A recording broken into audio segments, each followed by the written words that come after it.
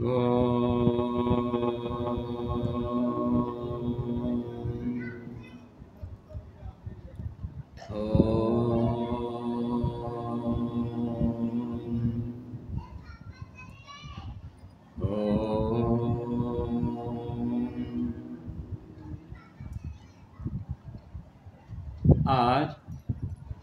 10वां छत्तीसगढ़ राज्य दिव्य जीवन संघ सम्मेलन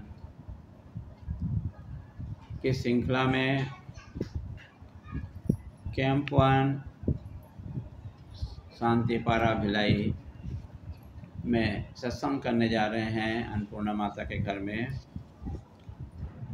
तो इस सत्संग में पिछले कई दिनों से चर्चा चल रही है गीता का एक श्लोक।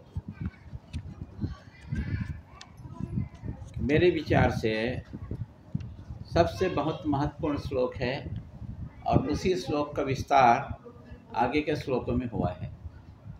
तो हम पिछले समय चर्चा कर रहे थे प्रजहाति, याद करना चाहिए, प्रजहाति यदा कामान 55वां श्लोक है गीता का, दूसरा अध्याय का 55 श्लोक,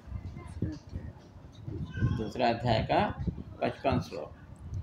प्रजहाति यदा कामान सर्वान् पार्थ मनोगतान् आत्मन्ने आत्मना तुष्ट स्थिति प्रज्ञस्य दोच्यते। मतलब 55, मतलब कि हमारे मन में जितने भी प्रकार की कामना है उसको त्यागना है, ठीक है, तब भगवान दर्शन हो सकता है। ज्ञानी पुरुष का लक्षण है ना। जितने भी प्रकार की कामना, कोई भी प्रकार की कामना है उसको क्या करना है, उसको छोड़ना है, उसको मनोगता आत्मन्ने आत्मना तुष्ट स्थिति प्रज्ञस्य दोच्यते। ये सभी का घूम फिर करके इसी मूल है। ये इस मूल को पकड़ के रखना। जैसे पेड़ का शाखा है, पत्ती है, फूल है, फल है, पर ये सबको भोजन कहाँ से मिलता है? मूल से मिलता है, जड़ से मिलता है कि नहीं? इसको मूल बोलते हैं, ठीक है। तो वैसे ही श्रीमद् भगवद गीता या भगवान श्री कृष्ण जो उपदेश दे रहे हैं इसी मूल से चालू करते हैं। यही ज्ञान है, यही ज्ञान है। क्या ज्ञान है? कि हमारे अंदर जितने भी प्रकार की कामना है उसको क्या करना है? छोड़ना है उसको, ठीक है। तो फिर क्या होगा? फिर आत्मा में खुद अपने आप में रमे रहोगे, है ना। अभी हम क्या करते हैं? टीवी देखते हैं, बाहर गप्पा सप्पा लगाते हैं, इसके घर में बैठने जाते हैं, इसके घर में बैठने जाते हैं, है ना। कोई फंक्शन में जाते हैं, कोई भंडारा खाने जाएंगे, अभी जो है कहते हैं भगवान को ठंडा करने जाएंगे, ठीक है, नाना प्रकार की। तो ये सब जो है जितना है ये सब बाह्य चीज़ है, बाहरी चीज़ है। वो सब आनंद हमारे अंदर में है, पर वो आनंद को हम अनुभव नहीं कर पा रहे हैं, ठीक है। तो इसी को और आगे बोले भगवान श्री कृष्ण। तो इसी प्रकार का एक दूसरा श्लोक है, वो बोलते हैं विहाय कामान सर्वान् पुमाश्चरित निस्पृह निर्ममो निरहंकार सा शांतिमति गच्छति। मतलब ये है दूसरा अध्याय का 71वां श्लोक, 71 श्लोक। इस एक ही ये भी वही बताता है। दूसरा अध्याय का 71 श्लोक यही बताता है। विहाय कामान सर्वान्, सभी प्रकार के कामनाओं को आपको छोड़ना है, आपको त्यागना है आपको, ठीक है। विहाय कामान सर्वान्, ठीक है। विहाय कामान सर्वान् पुमाश्चरित निस्पृह निर्ममो निरहंकार। अभी हम किससे बंधे रहते हैं? किससे बंधे रहते हैं? मोह से। किससे बंधे रहते हैं? मोह से बंधे रहते हैं। और दूसरा चीज़ क्या है? ममता रहता है, ठीक है ना। नाती पोती का ममता है कि नहीं। और मोह, ये घर से मोह है, पैसे से मोह है, ठीक है। और सबसे बड़ा चीज़ जो है वो हमारा अहंकार है ना। अहंकार है। किससे किससे अहंकार होता है? कि मैं बहुत खूबसूरत हूँ, मैं जो है सुंदरता का अहंकार होता है, है कि नहीं? बोले मैं पक्का मकान में रहता हूँ, मकान मेरे साथ एसी है, मेरे घर में फ्रिज है ना, वॉशिंग मशीन है, ठीक है, मेरा जो है 50 लाख का कार है ना, मैं इतना पढ़ा हुआ हूँ मैं, ठीक है ना, ऐसा नाना प्रकार का, मेरे 10 बेटे हैं, कोई भी आएगा तो रक्षा करेगा। द्रौपदी था कि अहंकार था कि नहीं था? मेरे 5 पति हैं। कितने हैं? 5 पति है, और उसको दुनिया में कोई हरा नहीं सकता। उसको अहंकार था, उसको 5 पति का अहंकार था, ठीक है। और जब वक्त आया तो कोई साथ नहीं दिया, समझ में आया? कोई साथ नहीं दिया। अर्जुन सर्वश्रेष्ठ गंधा जो धनुर्धारी, भीम सर्वश्रेष्ठ गदाधारी, है कि नहीं? ऐसा जब उसके ऊपर में संकट आया तो सब 5 शक्तिशाली थे, और 5 भगवान के पुत्र थे ना, है ना। 5 भगवान, इंद्र के पुत्र था, कोई वायु का पुत्र था, 5 पुत्र थे, 5 भगवान के पुत्र थे, समझ में आया? तो शक्तिशाली थे, तो उसको बहुत घमंड था, तो भगवान ने घमंड दिखा दिया, है ना।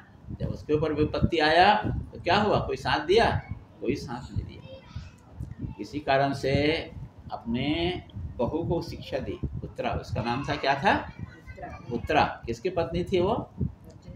अभिमन्यु की पत्नी थी, अर्जुन का लड़का, है ना। तब तो उसकी बहू होगी ना, है ना।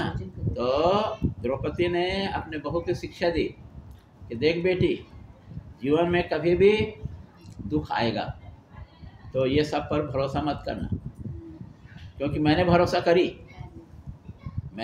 करी, ठीक है, पर ये काम आने वाले नहीं है, कोई काम नहीं आया, ठीक है। तो जब तेरे ऊपर संकट आएगा, इन लोगों पर भरोसा मत करना। वो जो है मोर पंख वाला, जो है बंसी वाला है, कृष्ण भगवान है, उसी पर भरोसा करना, है ना। तो द्रौपदी का अहंकार टूटा कि नहीं टूटा? ठीक है। और जब अश्वत्थामा उसको शक्ति बाण मारा, उसके गर्भ में जो बच्चा था उसको, ठीक है, तो उसको अपना सास का बात याद था। क्या बात बोली थी उसकी सास? क्या बोली थी? जब तुम्हारे ऊपर संकट आएगा तो ये सबके ऊपर भरोसा मत करना, भगवान को याद करना। तो जब शक्ति बाण मारा अश्वत्थामा, तो वो अपने जो ससुर लोग के पास में नहीं गई, 5 ससुर के पास, किसी के पास नहीं गई, दौड़ते दौड़ते कृष्ण भगवान के पास में आई, कृष्ण भगवान को याद करी, और तब कृष्ण भगवान उसका गर्भ का रक्षक किया। तो हमारा सबसे बड़ा शत्रु क्या है? अहंकार। हमारा शत्रु सबसे बड़ा क्या है? शत्रु जो है हमारा अहंकार है। तो अहंकार को कम करना, त्यागना ज़्यादा अच्छा है, ठीक है। पर दुनिया में त्यागना बहुत मुश्किल है कि नहीं? मोह को, ममता को, है ना, बहुत कम है त्यागना, है कि नहीं? इसी कारण से हम लोग जैसे संन्यास होते हैं तो बोलते हैं भाई आप अपना परिवार को त्यागना, आप अपने घर को त्यागना, ठीक है, आप जो है ये सब अहंकार को कम करना, मोह ममता मत रखना, ठीक है। तो ये ज्ञानी का लक्षण है, ठीक है। तो कल कुछ ऐसा चर्चा चला था महिला मंडल में, उस चर्चा का कुछ समाधान करना है ना।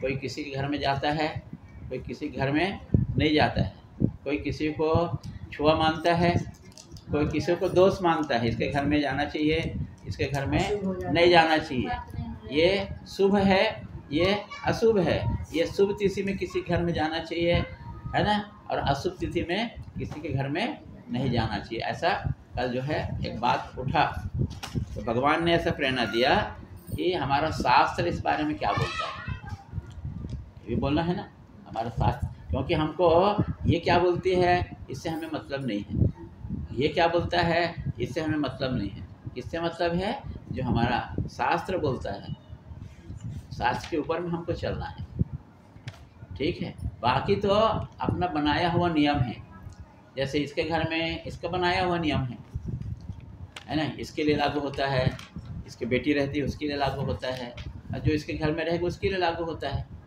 ठीक है ना। है कि नहीं? तुम्हारे घर में अपना एक अपना घर का अलग नियम है, इसके घर का अलग नियम है, ठीक है। पर वो नियम क्या है, अपने अपने बात के हिसाब से, पर जरूरी नहीं है कि वो शास्त्र के हिसाब से हो, सही हो, जरूरी नहीं है वो जो है कि नहीं है? ये अपना अपना नियम बदल हाँ, ये अपना अपना नियम बदलता भी है भाई। तुम्हारे घर में अलग नियम, इसके घर में नियम अलग हो सकता है, इसके घर में एक नियम अलग हो सकता है, क्योंकि इसका एक अनुभव अलग है, इसका अनुभव अलग है, इसका अनुभव अलग है, तो नियम अलग अलग हो सकते हैं, ठीक है, अलग अलग नियम हो सकते हैं, ठीक है। पर हमको क्या करना है, देखो तप का बात चला, 2-3 दिन से क्या चला, यज्ञ, दान और तप, ठीक है।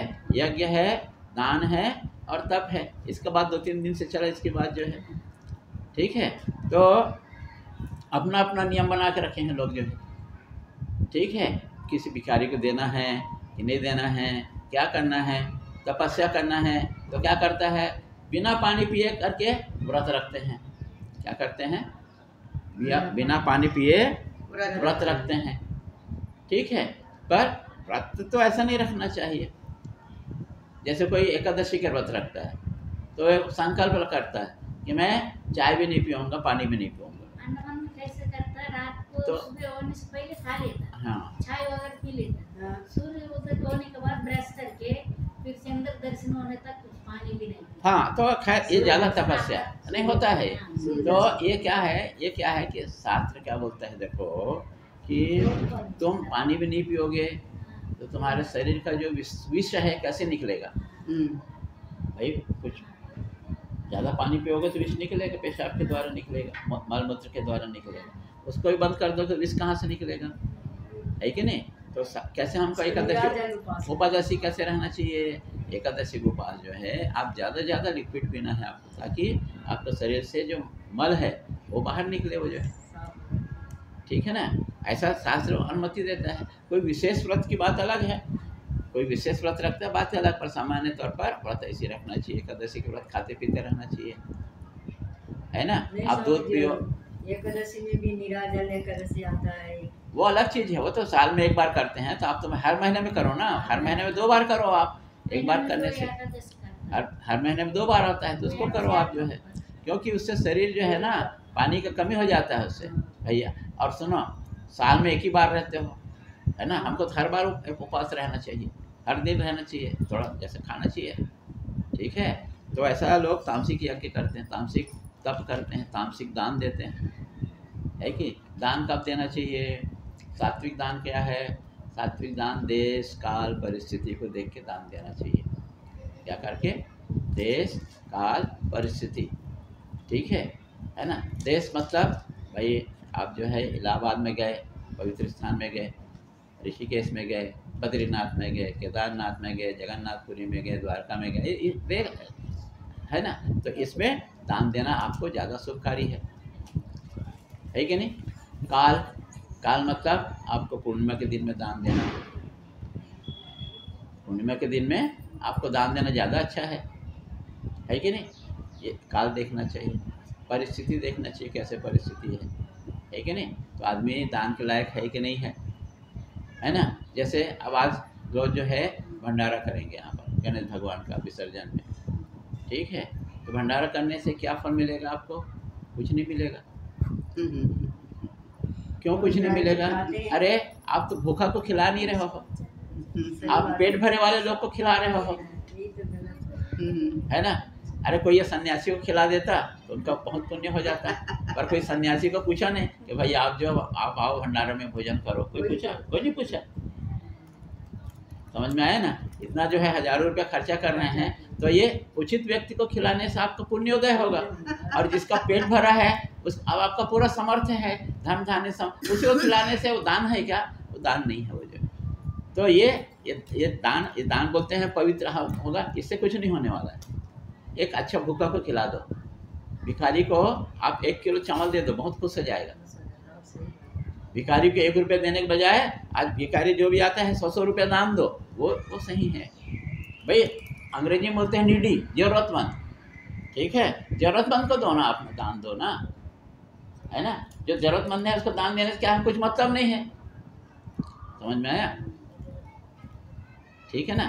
तो जो ज़रूरतमंद को दान देना है, ये परिस्थिति है, उसके हिसाब से दान देना है। परिस्थिति और कैसा है, अब रात को निकले हो आप ठंड के समय में, एक भिखारी जो ठंड से काँप रहा है, तो उसको क्या चाहिए, उसको कंबल दे दो उसको। ये आपका ज़्यादा फ़ायदेमंद है, आपका ज़्यादा लाभ में है। तो हम सोचते नहीं हैं, ठीक है। तो ये दान है, ये सात्विक दान है, ज़रूरतमंद को दो, ठीक है। और दूसरा क्या दे रहे हो, तामसिक दान क्या है, दान तो दे नहीं रहे हो, ऊपर से उसको डांट भी रहे हो और गुस्सा से फेंक के दे रहे हो, ले जा, ऐसा करके। तो ये सम्मान पूर्वक देना है, किसी चीज़ को देना है, और बिना किसी आशा के देना है दान को, है ना। हम आशा से देते हैं कि हमारा स्वर्ग मिलेगा, हमको ये मिलेगा, हमको ये मिलेगा, बिना किसी से देना है, आशा से देना तो सात्विक दान हो जाएगा। और आशा के सहित देना है तो वो राशिक दान हो जाएगा, कि हमको ये, इसका ये फल मिले, इसका ये फल मिले, वो राशिक दान हो जाएगा। और किसी को दुत्कार करके, किसी को कष्टपूर्वक देते हो तो वो तामसिक दान हो गया। ये बात समझ में आए ना। तो हमको दान कैसे देना चाहिए, दान तो दे रहे हैं, पर हम कैसे दे रहे हैं उसको देखना है। तो हमारा पता चलेगा कि हम कैसे, कौन से पुरुष हैं, हम जो है, हम सात्विक हैं कि हम राजसिक हैं कि हम तामसिक हैं। वैसे यह तप में भी देखो, शरीर को तपाना ठीक है ना, पर जरूरत से ज़्यादा तपाना सामान्य व्यक्तियों के ठीक नहीं है। विशेष साधना की बात अलग है कि नहीं। तो किसी उद्देश्य को लेकर के तप करना, ये तो सात्विक दान नहीं है। हमको करना है, फल मिले या ना मिले, एकादशी करना है, फल मिले या ना मिले, ऐसा करके बिना किसी आशा के हमको करना है। कोई लोग क्या करते हैं, मेरा बच्चा नहीं हो रहा है तो मैं एकादशी रहूँगा, तो ये फल है ना, ये है ना। तो ये क्या हो गया, एकादशी रह रहे हैं, फल के कारण से रह रहे हैं, तो ये राशिक हो गया ये, ठीक है। सात्विक क्या है, बिना कोई इच्छा के, फल मिले या ना मिले, मेरे को एकादशी रहना है मेरे को, ठीक है। ये सात्विक है, सात्विक तप हो गया। और फल चाहने वाला है ना, तो ये इसका बीमारी ठीक हो जाए, मैं ये कर रहा हूँ, तो ये राशिक है ये, ठीक है। और तामसिक क्या है, तामसिक शरीर को अति कष्ट देना, ठीक है, अति कष्ट देना, है ना। कई लोग क्या करते हैं, तप करते हैं, वो कांटे के ऊपर सो जाते हैं, है ना। कोई एक हाथ एक पैर में खड़ा हो जाता है, कोई एक हाथ में से खड़ा हो, एक हाथ ऊपर करके खड़ा होता है। अरे इससे भगवान नहीं मिलने वाला है, इससे ये तप करने से कुछ नहीं होने वाला है, ठीक है। इससे हाँ, तो ये तप है ऐसा। तो यज्ञ, दान, तप तीनों मालूम होना चाहिए हमको कैसे करना चाहिए, है कि नहीं। तो ऐसा यज्ञ, दान, तप को कभी भी छोड़ना नहीं चाहिए, हमेशा करना है। और काम, क्रोध, लोभ को हमेशा छोड़ना चाहिए। इसको छोड़ना चाहिए, कामना बोले ना, तो एक सुन में बोले कि हमको समस्त कामनाओं को त्यागना है, प्रजाहाति यदा कामान, समस्त कामनाओं को त्यागना है, ठीक है।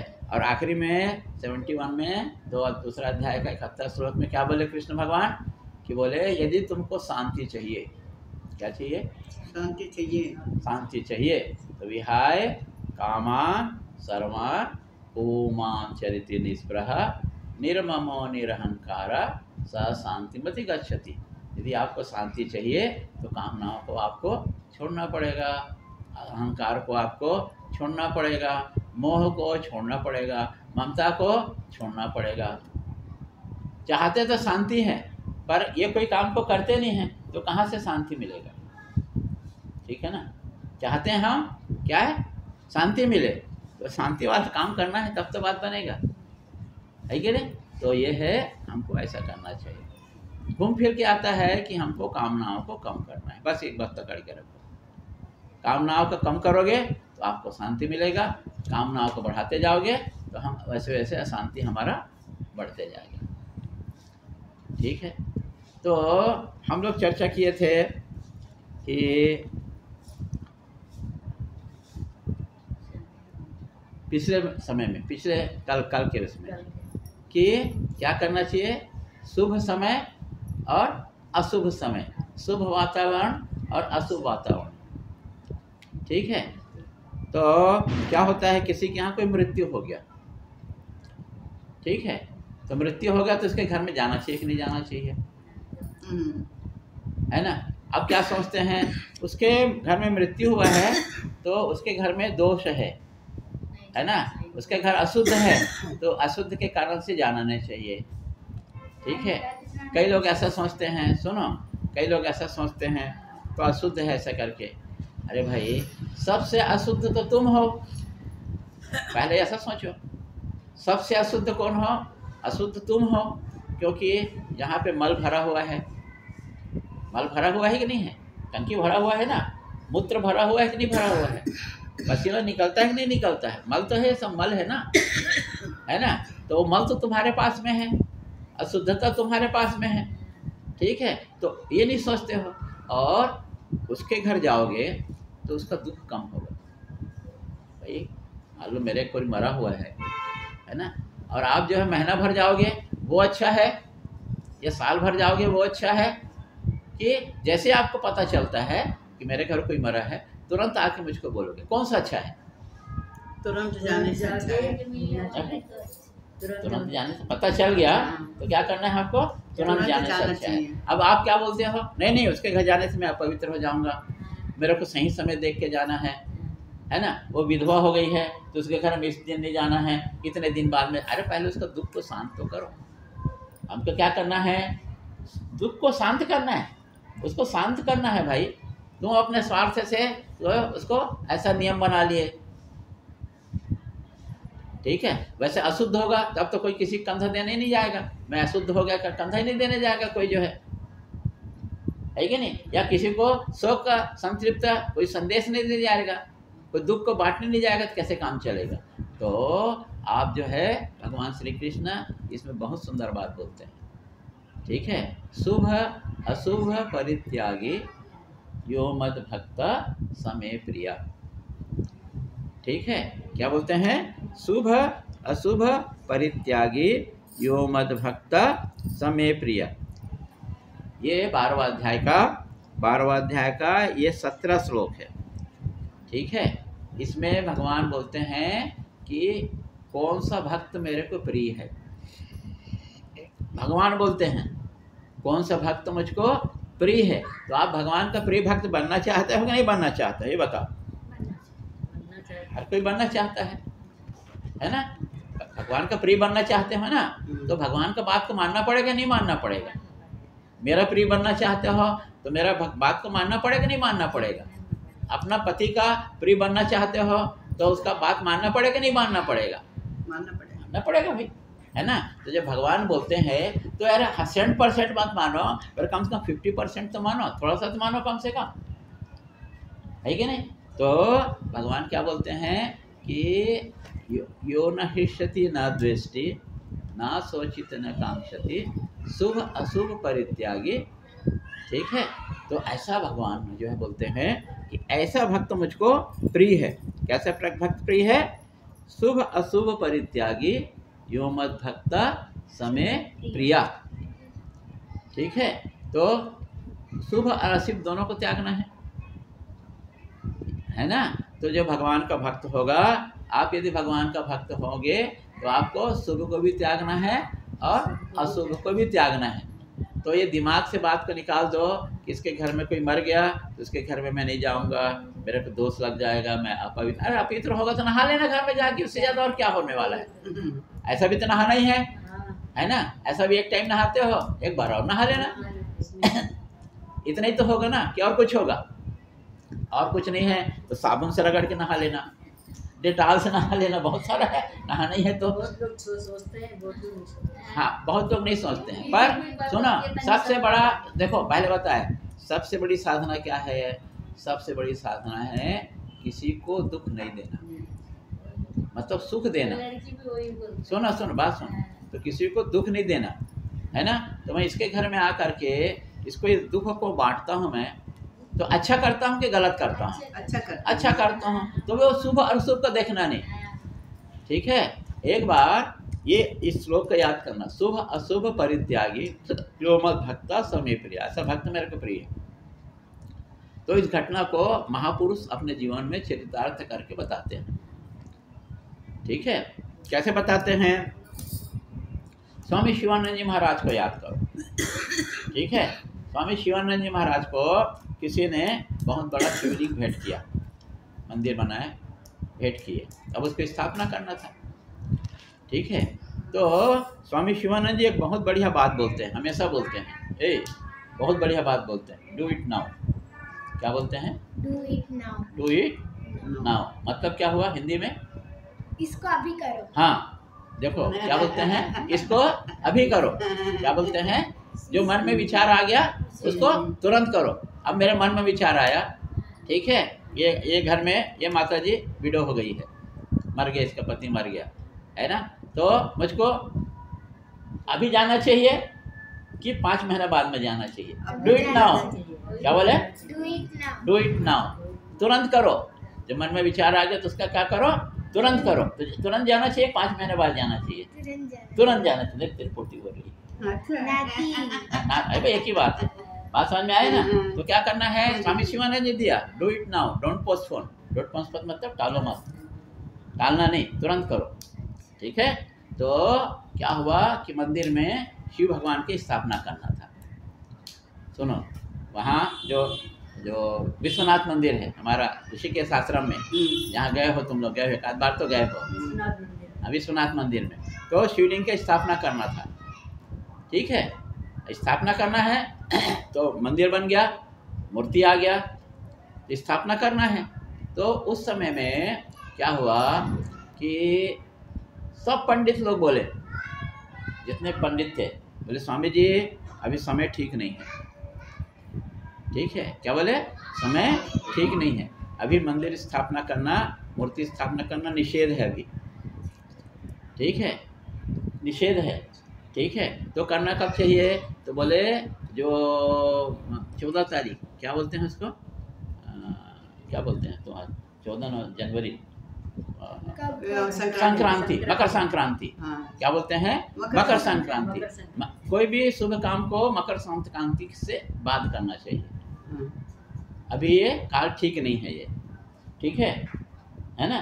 सब पंडित बोले कि अभी स्थापना करना ठीक नहीं है, मकर संक्रांति के बाद करना, 14 जनवरी के बाद में करना चाहिए। स्वामी जी बोले भगवान की स्थापना करने में शुभ और अशुभ क्यों देखना? भोले बाबा हैं, वो तो सब शुभ अशुभ का काटने वाले हैं, वो जो है, तो क्यों करना? ठीक है, तो बोले कि नहीं करना है, मतलब करना है।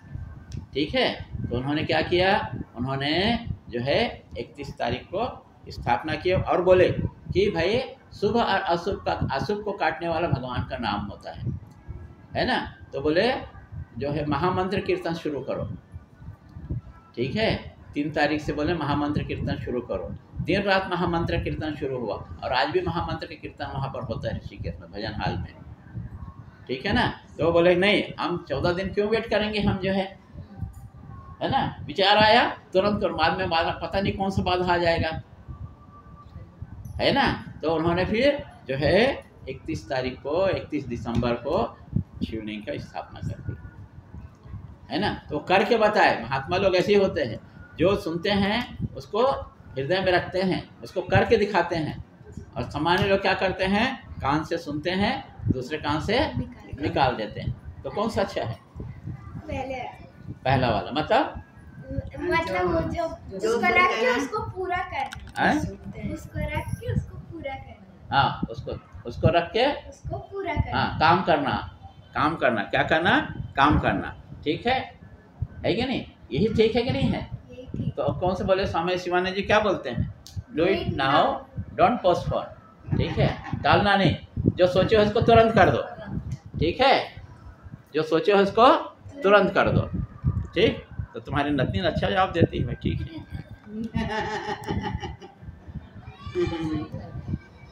ठीक है, तो ये बोलते हैं कि शुभ अशुभ परित्यागी, शुभ और अशुभ को टालो। ठीक है, हमारे अंदर अपवित्रता है। सोचो ना, ऐसा उल्टा सोचो ना। अब और उल्टा सोचो, यदि तुम विडो हो गई हो तो दूसरे से क्या आशा करोगी? मेरे घर में कोई मत आए, सोचोगे क्या? मेरे घर में कोई मत आए, मैं तो अपवित्र हूँ, मेरा घर अपवित्र है, तो मेरे घर में कोई नहीं आना चाहिए, ऐसा सोचते हो क्या? नहीं सोचते।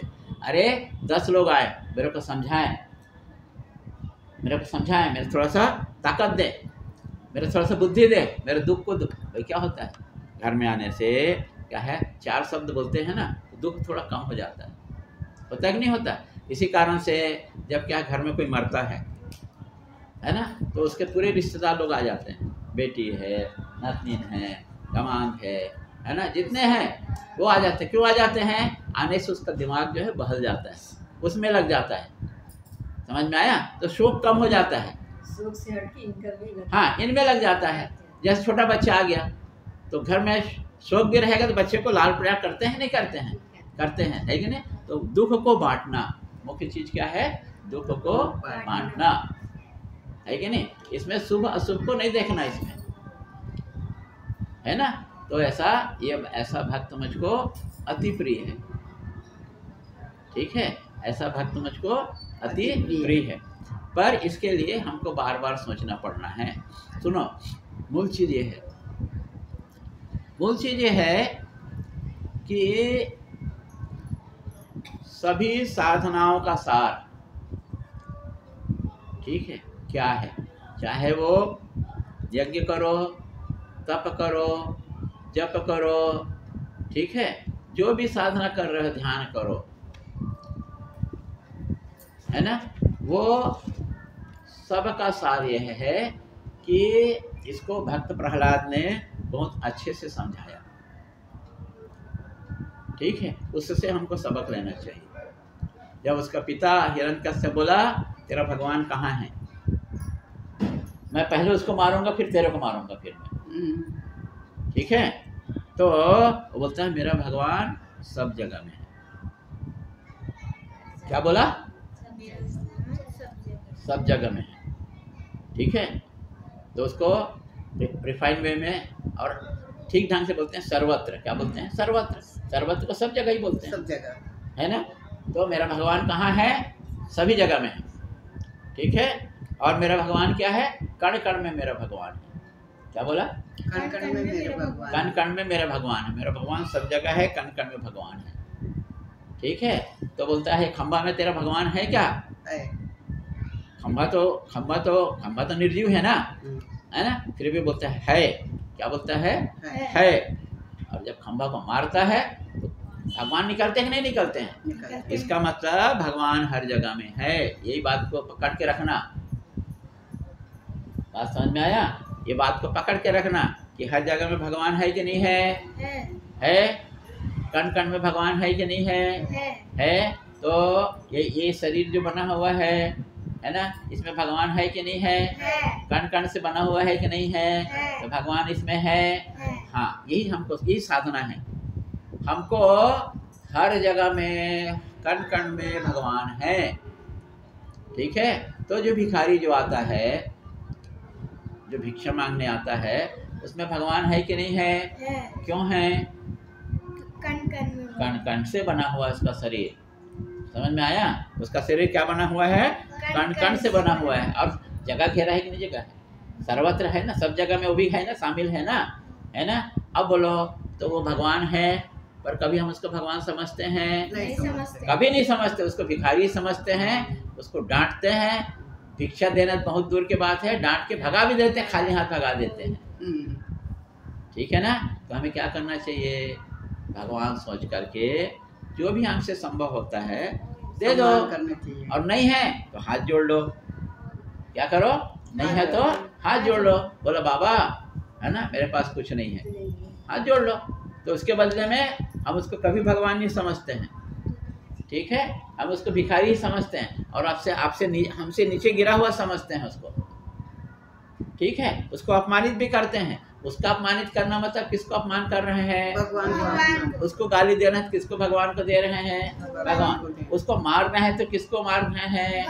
भगवान। तो यही हमको समझना है, हर में भगवान है, ठीक है।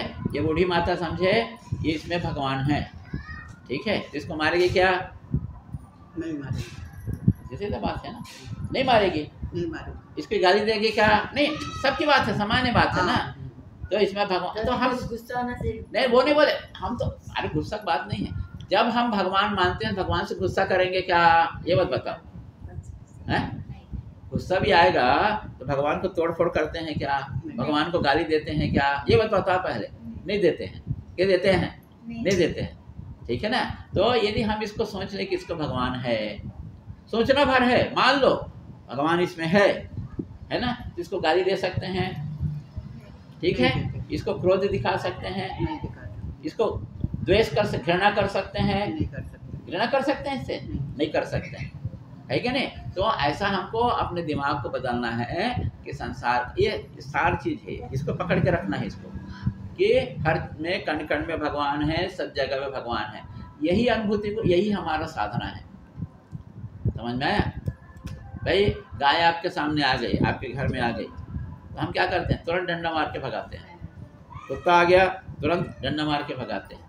तो उसमें भगवान है कि नहीं? गाय में है, गौ माता भी बोलते हैं उसको, भगवान तो दूर की बात है, उसको माता ही बोलते हैं। गौ माता बोलते हैं कि नहीं बोलते हैं? बल्कि मारते हैं, है? ठीक है ना? अरे आया तो भाई एक रोटी दे दो, तो क्या होगा तुम्हारा? देते हैं। तो उसका नहीं बोला। समझना है, क्या समझना है? ये कुत्ता नहीं है, ये भगवान है। भगवान इसी रूप में आया है ना? गाय आई है तो भगवान इसी रूप में गाय, ऐसा समझना है और कुछ नहीं करना है। आगे कुछ करो मत करो, समझो तो सही, पहले समझो, उसके बाद एक्शन में लाओ। कुत्ता आ गया तो भाई उसको एक रोटी दे दो, गाय आ गया उसको एक रोटी दे दो, भिखारी आ गया उसको थोड़ा सा चावल दे दो, उसको पैसा दे दो। क्यों पैसा दे दो, क्यों चावल दे दो, क्यों दे दो? कण कण में, हाँ, उसमें भगवान है और कण कण में उसका हाँ, शरीर है, इस कारण से उसको देना चाहिए। समझ में आया?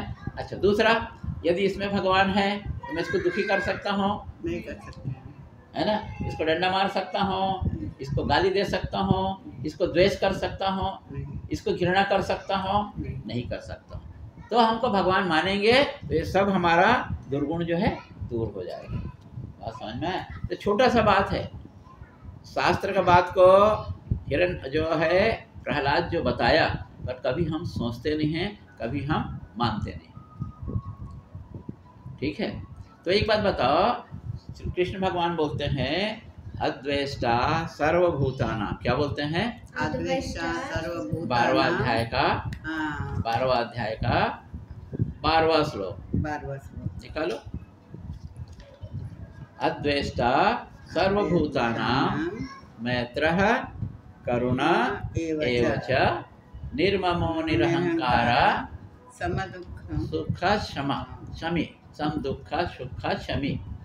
देखो, यदि मैं ये मानता हूँ कि इसमें भगवान है तो इससे द्वेष कर सकता हूँ? नहीं कर सकता। अब ये करना भी नहीं चाहिए। मानता हूँ तो, और मानना तो चाहिए, तो फिर मुझको द्वेष नहीं करना है तो क्या करना है इसको? द्वेष्टा सर्वभूतानां, सभी भूत प्राणी में, मैत्रः मतलब मित्रता पूर्वक व्यवहार करना है, करुणा मतलब दया पूर्वक, दया होना चाहिए। भिखारी आया है, मेरे मन में दया होना चाहिए कि भाई ये भिखारी नहीं है, ये भगवान है, कष्ट में है ये। कोई आदमी भीख नहीं मांगना चाहता, विपरीत परिस्थिति से भीख मांग रहा है। कोई आदमी है, मैं तुमसे पैसा मांगूंगा ना, 10 बार सोचूंगा कि भाई मैं मांगूंगा, ये देगी कि नहीं देगी। पहला बात क्या, बार बार सोचूंगा ये देगी कि नहीं देगी। यदि ऐसा मुझको लगता है कि ये नहीं देगी तो मैं इससे नहीं मांगूंगा। समझ में? और उसके बाद 10 बार सोच के फिर भी मांगता हूँ और तुम उसको मेरे को निराश कर देते हो, ठीक है ना? निराश कर देते हो, तो ये क्या है, हमको बार बार सोचना पड़ता है। तो क्या करना है हमको? अद्वेष्टा मित्रता पूर्वक व्यवहार, दया का व्यवहार करना है ना? बकरा को तुम गला काटते हो तो दया पूर्वक व्यवहार करते हो क्या? है ना? कोई कुत्ता आ गया तो दया पूर्वक व्यवहार करते हो क्या? गाय आ गया तो दया पूर्वक व्यवहार करते हो क्या? नहीं, तो दया करना है। वो कल बताया था ना, 3 दा बताया था, दा दा दा ब्रह्मा जी भगवान, तो दया करना है। आपके मन में दया होना चाहिए। क्यों दया होना चाहिए? भगवान है, ठीक है? तो निर्ममो, ममता रहित रहना है आपको, और अहंकार रहित रहना है आपको, है ना? तो सब दुख सुख समय, दुख में और सुख में बराबर होना है। क्योंकि सुनो, दुख आता है और सुख आता है, ठीक है? दुख और सुख क्यों आता है, कभी सोचे हो? दुख जो आता है या सुख आता है, वो हमारा अपना कर्म का फल है। बात समझ में है? जो दुख भी आता है या सुख भी आता है, हमने पूर्व जन्म में जो किसी को दुख दिया है, तो हमको भी तो दुख आ रहा है। 100 गुना ज़्यादा, 100 टाइम एक्स्ट्रा। कितना? ब्याज हाँ, ब्याज सहित आता है, समझ में आया? 100 टाइम एक्स्ट्रा, जितना दिए हो उससे 100 टाइम एक्स्ट्रा मिलेगा तुमको। समझ में आया? क्या? दुख। और किसी को जब सुख दिए हो तो क्या होगा? 100% सुख हाँ, आएगा। 100 टाइम्स हमको सुख मिलेगा। ठीक है? यदि किसी को तुम 10 रुपये दिए, ठीक है, तो अगले जन्म में क्या मिलेगा? वो 110 रुपीज़ करके तुमको मिलेगा। कितना मिलेगा? 110 रुपीज़ करके मिलेगा। 10 रुपये दिया है तो 110 रुपये मिलेगा, 100 टाइम आपको बढ़ के मिलेगा। तो ये सोचो, इसको भी याद करके रखो। यदि हम किसी को दुख दिए हैं पूर्व जन्म में, तो हमको क्या मिलेगा इस समय में? दुख दुख ही मिलेगा, 100 टाइम्स ज़्यादा, हाँ, टाइम्स मिलेगा। और यदि किसी को सुख मिला दिए हैं पिछले समय में, इस समय में क्या मिलेगा? 100 टाइम्स सुख मिलेगा। 100 टाइम्स सुख मिलेगा। समझ में आया? तो ये बात को हम भूल जाते हैं। ठीक है? तो जो दुख और सुख मिल रहा है वो हमारा अपना कर्मफल है। ऐसा करके हमको सुख दुख में बराबर होना चाहिए। जब दुख देते समय हमको दया नहीं आया, ठीक है ना, है ना, तो हमको दया करना चाहिए कि नहीं करना चाहिए? करना चाहिए। है कि नहीं? तो हमको जो है जब सुख आ रहा है तो उसमें बराबर होना कि ये हमारा अपना कर्म का फल है, और दुख आ रहा है तो हमारा अपना कर्म का फल है। अब देखो, इसी सूत्र को लागू करो। इसमें भगवान है, ठीक है, इसमें भगवान है, तो इससे यदि दुख मिल रहा है, ये दुख दे सकती है, इससे दुख मिल रहा है, तो कौन दुख दे रहा है? भगवान। भगवान दे रहा है। भगवान को दोष देते हैं, है ना? पर इससे सुख मिल रहा है तो सोचते हैं भगवान सुख दे रहा है, क्या बोलते हैं? नहीं बोलते, इससे मिल रहा है सुख, इससे मिल रहा है ऐसा बोलते हैं। और दुख दे रहा मिल रहा है तो भगवान दुख दे रहा है। पर वास्तव में क्या है?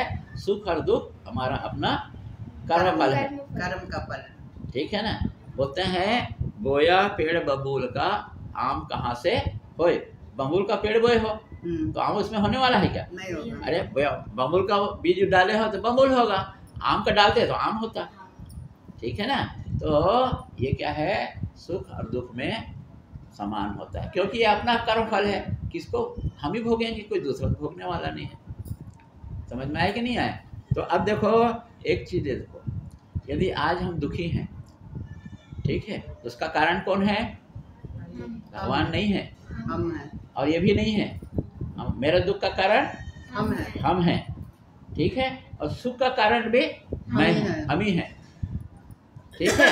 पर जब दुख आता है तो उसको भगवान को दोष देते हैं, और सुख आता है तो बोलता है कि हमने किया, मैंने किया है, मैंने पैसा पाया, मैंने पैसा लिया लगाया, मैंने किया, मैं किया, मैं किया, मैं किया। ये अहंकार है, ये अहंकार है। मैं अहंकार है, ठीक है। तो हमको अहंकार नहीं करना, हमको सुख दुख में बराबर होना। तो ये देखो कि यदि आज हमारा लड़का, उसका दिमाग ठीक नहीं है, ठीक है कि नहीं?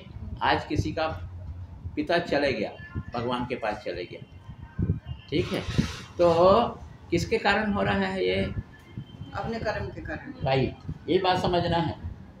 यदि आज भगवान जो है दमांद के माध्यम से दुख दे रहा है हमको, तो किसका फल है वो? दमांद नहीं है, वो हमारा अपना कर्म फल है। अपना ही। तो याद रखना कि जिस पुत्र के लिए हम लोग तड़पते हैं, हर औरत चाहती है, कोई औरत बांझ नहीं होना चाहती है। हर औरत चाहती है कम से कम मेरा एक पुत्र या पुत्री हो कम से कम, ठीक है। तो ये बात को पकड़ के रखना कि जो पुत्र आपके घर में जो आया है, बहुत ध्यान से सुनना, वो आपका शत्रु भी हो सकता है और आपका मित्र भी हो सकता है। समझ में आया? आपका वो शत्रु भी हो सकता है और आपका वो मित्र भी हो सकता है, क्योंकि पिछले जन्म में किसी को आप जो है बहुत कष्ट दिए हो, ठीक है, और वो आपसे बदला नहीं ले पाया है। ये पिछले जन्म की बात बोल रहा हूँ। तो क्या होगा? इस जन्म में आपका पुत्र होके आएगा, और जितना वो कष्ट दिए हो ना, उतना आपको कष्ट मिलेगा। बात समझ में आया? जिस प्रकार का है, यदि आप पिछले समय में किसी से कोई लोन लिए हो, कर्जा, और छूट नहीं पाया वो, आप जो है उससे लोन लिए हो और आप छूट नहीं पाए हो, तो इस जन्म में आपका जो है कर्जा चुकाना पुत्र पड़ेगा। पुत्र बन के आएगा। हाँ, और जितना पैसा आपने उसमें किए, लोन लिए ना, उसको दवाई में, उसको उसके मेंटेनेंस में चुकाएगा और उसके बाद चले जाएगा। ये भी है, बीच में भी जा सकता है, आखिर में भी जा सकता है, पर जितना आपसे उतना लोन लिए हो वो चुका के ही जाएगा, लेके जाएगा, आपको पैसा उतना खर्चा करा के ही जाएगा। ये बात तो याद रखना, समझ में आया। सबसे बड़ा और बैंक है। सुनो, पिछले जन्म में आप किसी जीव को सुख दिए हो, आनंद दिए हो, तो वही बच्चा इस जन्म में आपको आनंद देगा, आपको सुख देगा, आपका कहने को मानेगा। और यदि आपका कहना नहीं मान रहा है, इसका मतलब आप जब उसको दुख दिए हो, इस कारण से वो कहना नहीं मान के आपको दुखी करेगा। आपको ये बात समझ में आना चाहिए। बड़ा लड़का इसी तो बात समझाता था मेरे को। सुनो, तो बात ऐसा है कि वो जो भी हो रहा है हमारा अपना कर्म फल है। यदि बच्चा हमको आज सुख नहीं दे पा रहा है, मतलब हम दुख दे रहा है, तो हम पिछले जन्म में उसको दुख दिए थे।